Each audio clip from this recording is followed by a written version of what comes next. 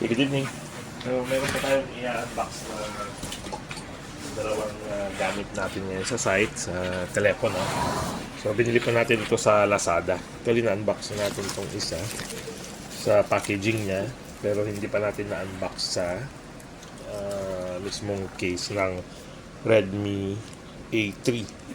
So, bali, large 6.71 inches po yung display niya. And then, ang isa po nito is nasa 3,272 po kasama na yung shipping. So ang Xiaomi po actually is tested na natin tong gamit na to. Nasa ibang bansa pa po tayo. Nag-test na tayo ng Xiaomi products doon sa Singapore before. So bago tayo nag-for good dito sa Pilipinas, ang pinaka last unit na nakuha natin is yung 11, yung nga ba yung unit na yun. So check ko pa. Okay, bali yung unit na last na nabili natin sa Singapore is itong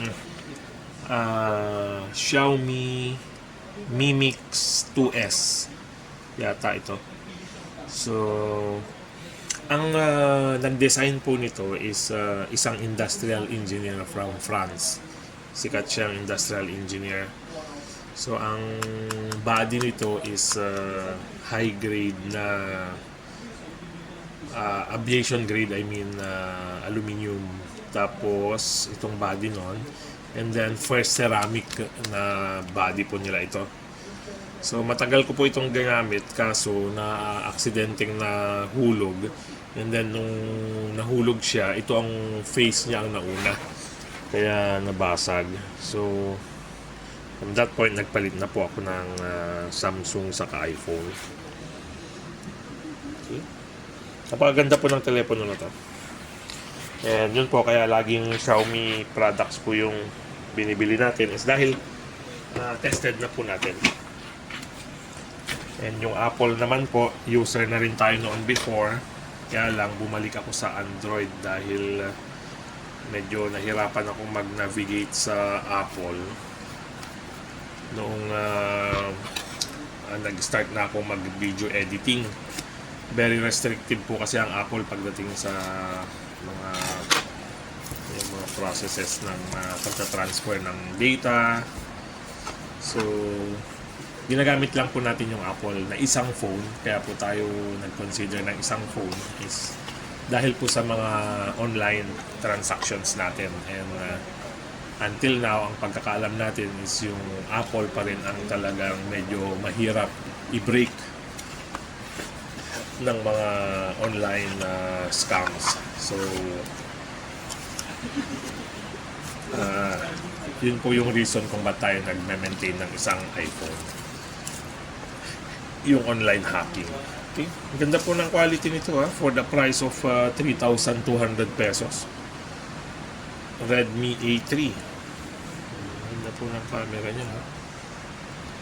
So itetest po natin ito sa ilang mga araw and then sabihan ko po kayo ng quality check niya kung ano yung good and not so good. So smooth 6.71 inches, 90 Hz display, AI dual cam camera, massive 5,000 mAh battery. Ito na po yung halos standard na battery niya, 5,000 mAh. Tapos may fingerprint and face unlock. Wow, powerful octa-core processor. Normally itong fingerprint po, itong on-off button normally dito. Pero not sure kung ito yung case dito. Okay. So start English. Up. Back. Okay. So search Philippines. Dito po sa pag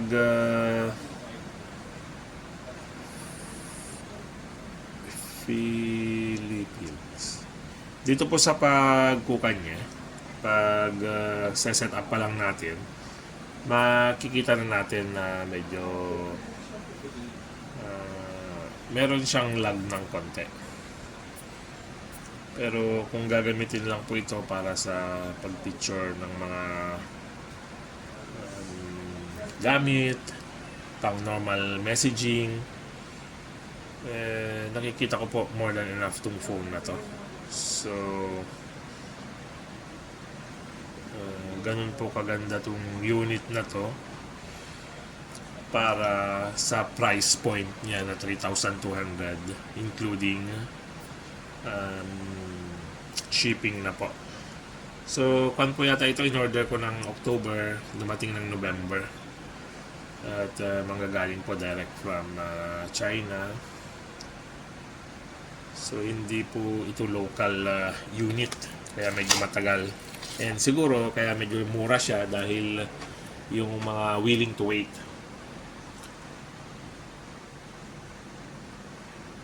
Sold by Xiaomi Online.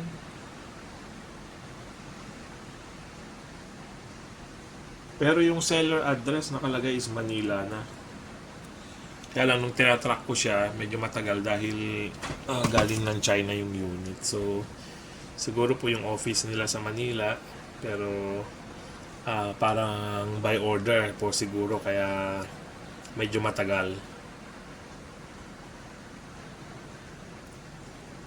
Meron po kasi sila yung tinatawag na parang yung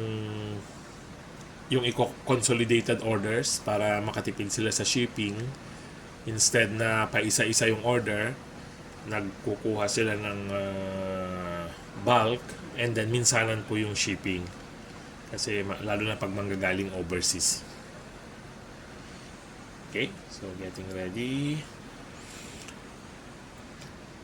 Habang nag-aantay po tayo, nakikita nyo nag-i-scroll na yan. Sana nakikita nyo. So ito po is plastic. Pero kung hindi ko alam kung nakikita po sa camera, parang meron siyang mga crystals sa design. Ayun po, yan. So, okay. Yan pa. So ang pangalan ng black na to is Midnight Black. So 4 GB RAM. So ito na po yung kanyang details. 4 GB RAM, 128 GB na po yung kanyang storage. And para sa akin po, para sa price point na 3,200, na ang ganda po ng unit. Yun lang po, sa ganitong mga units, wag po tayo masyadong mag-expect ng performance kasi talagang itong mga unit na to, dinevelop po ito na pang mga basic use na po ngayon, pang araw-araw,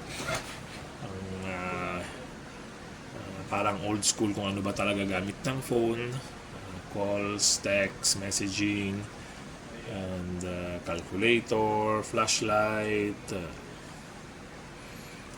then siguro po sa internet, not sure, hindi ko po kasi masyadong kabisado yung network natin sa wifi. So natin may connect. Okay, so check natin, tanggalin po itong cover niya para mas makita natin. Okay, so yun pa, ganda lang kanyang, lagyan natin ng kanyang sagad. Okay, so pag tinanggal po ito, ganyan po kalinaw yung screen resolution niya. Okay,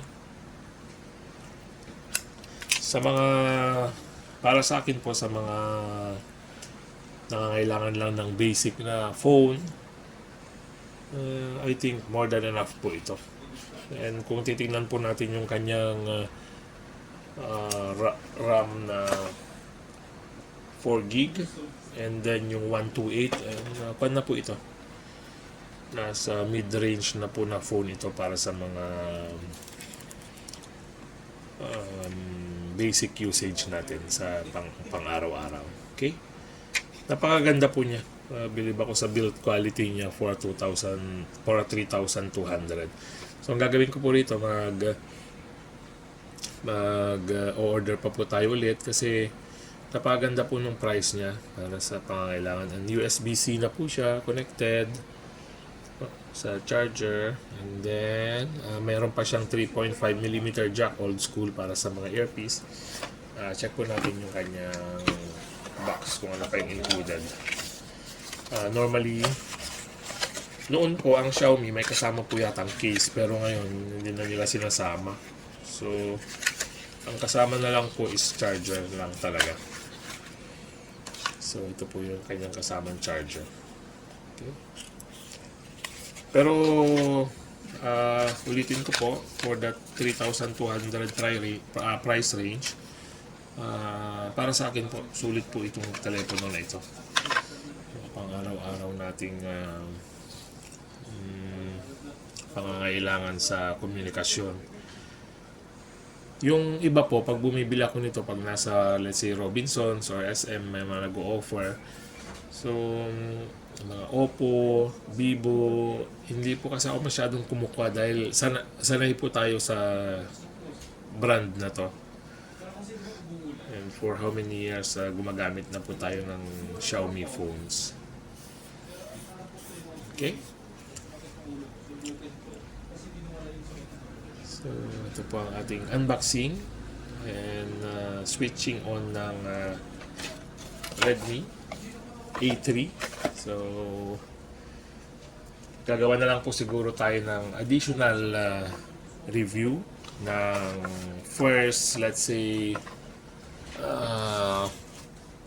ang gagamit po kasi nito, mga kasama natin sa field. So, sa kanila po ako hihingi ng feedback at hindi naman po natin ito mismong tayo ang gagamit. Wala naman po tayong gagamitan. So, kung sino man ang gagamit ito, hihingian natin ng feedback. Pero, mas maganda po sana kasi kung yung feedback, let's say, manggaling sa atin mismo. Dahil kung tayo ang gagamit.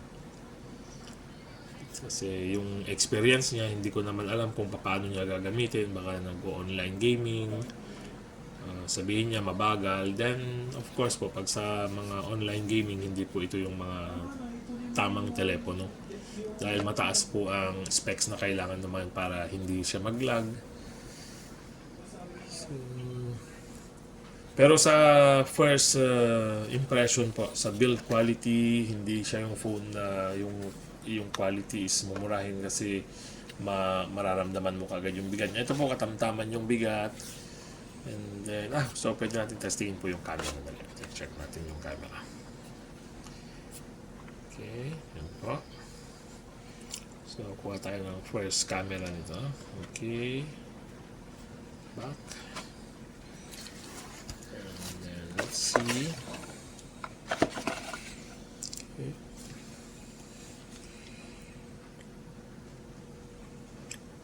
Okay. So, pagkuha po ng camera, mabilis po yung response niya. So, pakita ko po sa inyo yung kanyang. So, sana po nakikita ng mabuti. Hindi siya ganun kalinaw pagdating sa phone. Pero, pag sa tumitingin po dito sa phone, napakalinaw na po ng resolution niya. Ganun po kaganda yung so, kaya lang hindi ko po masyadong may pakita sa inyo sa phone kasi yan pa. Actually, itong ginagamit nating pang video po rito is Xiaomi rin po. Xiaomi 11T. Matagal na rin po nating gamit ito, mag 3 years na yata o 2 years. And binili ko po ito sa SM Kawayan. And so far, very happy po tayo sa performance niya. Napakaganda rin po ng performance ng telepono to. Xiaomi 11T. May bago na po sila ngayon, 14T. Nasa 26,000 po yata yung kanya, yung kanyang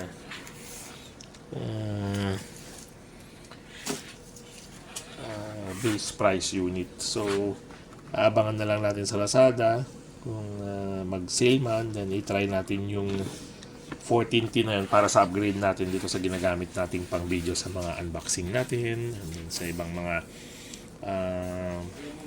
activities natin sa field. Ginagamit na rin po natin itong 11T na to. Okay, so yan po ang ating unboxing ng Redmi A3 and ulitin ko lang po, build quality, first impression, and then first usage ng camera. So far so good po and very sulit po para sa 3,200 na price point. Okay? Salamat po. Sana nakatulong po itong video na to sa inyo. Sa mga nagbabalak kumuha ng telepono. Then gagawa po tayo ng first 1 month review nito kapag may gumagamit na. Okay? Salamat po.